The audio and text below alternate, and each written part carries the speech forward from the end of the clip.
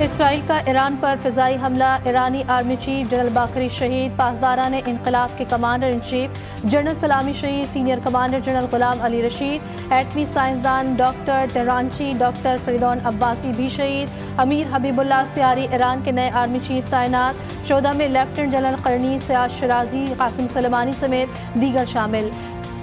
ایران کے جوہری اہداف سمیت درجنوں فوجی اہداف شامل، پاسداران انقلاب کے ہیڈ کوارٹرز پر حملے، تہران کے متعدد رہائشی علاقوں کو نشانہ بنایا گیا، شمالی، مغربی اور وسطی علاقوں پر حملوں کی تصدیق، ایران، عراق، شام، لبنان، اسرائیل اور خلیجی ممالک کی جانب جانے والی تمام کمرشل پروازیں معطل، عالمی ایئر لائنز نے مشرق وسطی کی فضائی حدود کو ریڈ زون قرار دے دیا۔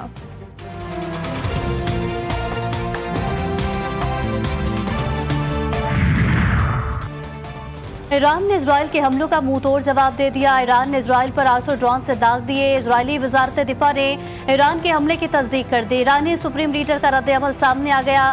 سید علی خامنہئی نے کہا کہ صہیونی ریاست نے ہماری سرزمین کے خلاف گھناؤنا کام انجام دیا ہے۔ اسرائیل کا انجام بہت برا ہوگا۔ سائنسدانوں کے جانشین ان کے مشن کو جاری رکھیں گے۔ ایرانی وزارت خارجہ کا کہنا ہے کہ ایرانی جوابی حملے کا حق رکھتا ہے۔ اسرائیل نے بین الاقوامی قوانین کی خلاف ورزی کی ہے۔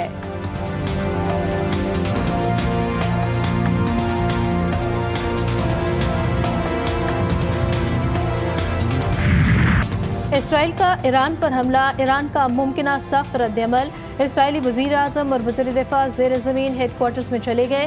اسرائیل کے تمام اسپتالوں میں ایمرجنسی نافذ کر دی گئی۔ اسرائیلی شہریوں کو بم شیلٹر اور بنکرز کے قریب رہنے کا مشورہ۔ اسرائیلی وزیر اعظم نتن یاہو نے اسرائیلی شہریوں کو شیلٹرز میں رہنے کی ہدایت کر دی، کہا یہ قیام طویل بھی ہو سکتا ہے۔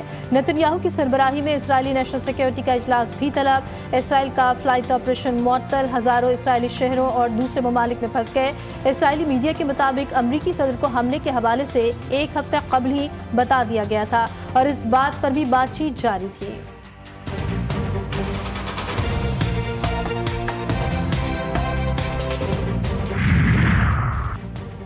اسرائیلی فوج کے ایران پر حملے کی تفصیلات جاری۔ اسرائیلی فوج کے ترجمان نے بتایا کہ ایران پر حملوں میں 200 لڑاکا طیاروں نے حصہ لیا، 100 سے زائد مقامات کو نشانہ بنایا۔ اگلے چند گھنٹے ہمارے لیے مشکل ہے۔ عرب میڈیا کے مطابق اسرائیلی فوج نے 5 مرحلوں میں حملہ کیا۔ ایران کے 8 مقامات کو نشانہ بنایا گیا۔ حملہ دارالحکومت تہران اور اس کے اطراف کی فوجی تنصیبات پر کیا گیا۔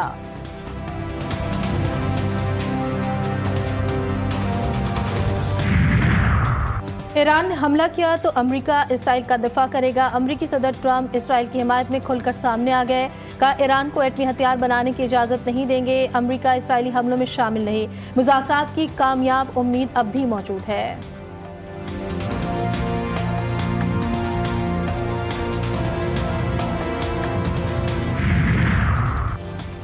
اسرائیلی جارحیت کے بعد ایران امریکہ کے بالواسطہ ہونے والے جوہری مذاکرات منسوخ۔ ایران میڈیا کے مطابق ایران نے اتوار کے روز عمانی ثالثی میں ہونے والے جوہری مذاکرات میں شرکت سے انکار کر دیا۔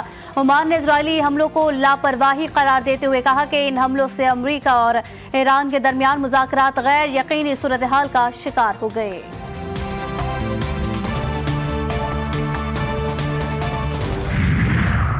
ہم ایران کے خلاف حملوں میں ملوث نہیں، امریکہ کی جانب سے وضاحت سامنے آ گئی۔ امریکی وزیر خارجہ مارکو روبیو نے کہا کہ اسرائیل نے ہم سے کہا ایران کے خلاف کارروائی اپنے دفاع کے لیے ضروری تھی۔ ایران کو امریکی مفادات یا اہلکاروں کو نشانہ نہیں بنانا چاہیے۔ امریکی صدر ٹرمپ نے کابینہ کا اجلاس طلب کر لیا۔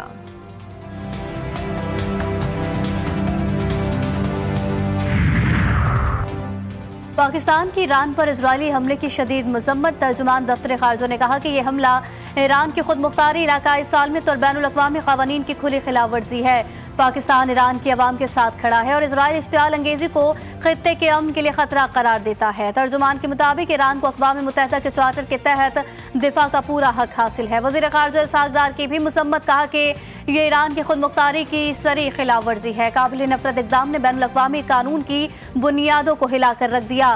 پاکستان ایران کی حکومت اور عوام کے ساتھ مکمل یکجہتی کا اظہار کرتا ہے۔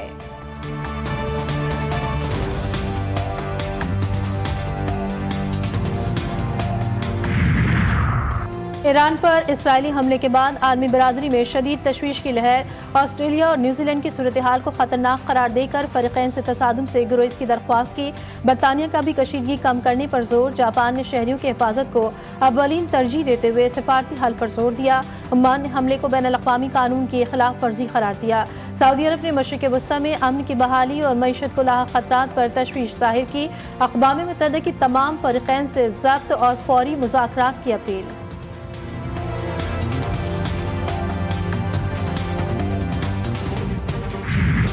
ईरान पर हमले के पीछे अमेरिका है। जनरल सेक्रेटरी फ़लस्तीन फाउंडेशन डॉक्टर साबिर अबू मरहिम की GTV न्यूज़ से गुफ्तगू। कहा, अमेरिकी हुकूमत चाहती है इजराइल को खुली छूट दी जाए, ईरान इजराइल को भरपूर जवाब देगा। साबिक़ अमीर जमात इस्लामी सिराजुल हक ने कहा कि ईरान को फ़लस्तीन की हिमायत की वजह से सज़ा मिल रही है। ईरान पहला मरहला है, अगले मरहले में पाकिस्तान भी हो सकता है। वक्त आ गया है कि पूरी उम्मत मुस्लिमा को इजराइल के खिलाफ खड़ा होना होगा।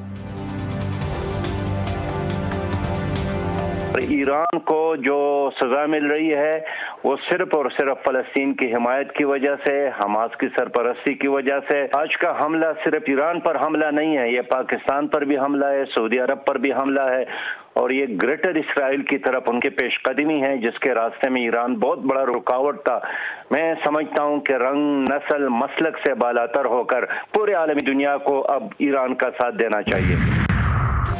आलमी मंडी में खाम तेल की कीमतों में इजाफा। लंदन ब्रेंट ऑयल की कीमत $75.65 फी बैरल हो गई। अमरीकी WTI तेल $6.43 इजाफे से $74.47 पर आ गया।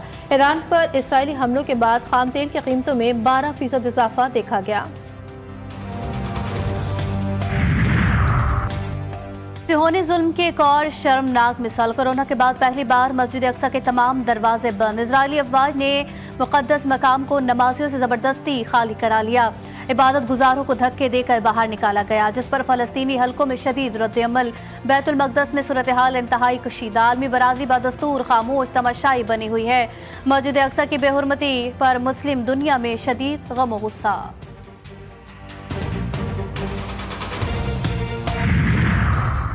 यहूद और हनूद का गठजोड़ अब खुलकर सामने आ चुका है। जहां 6 और 7 मई को भारत ने पाकिस्तान पर हमला किया, वहीं अब इसराइल ने ईरान को निशाना बनाया है। मार्के हक के दौरान भारत को इसराइल की मुकम्मल हिमायत हासिल रही और आज का हमला भी उसी सोच का तसलसल है।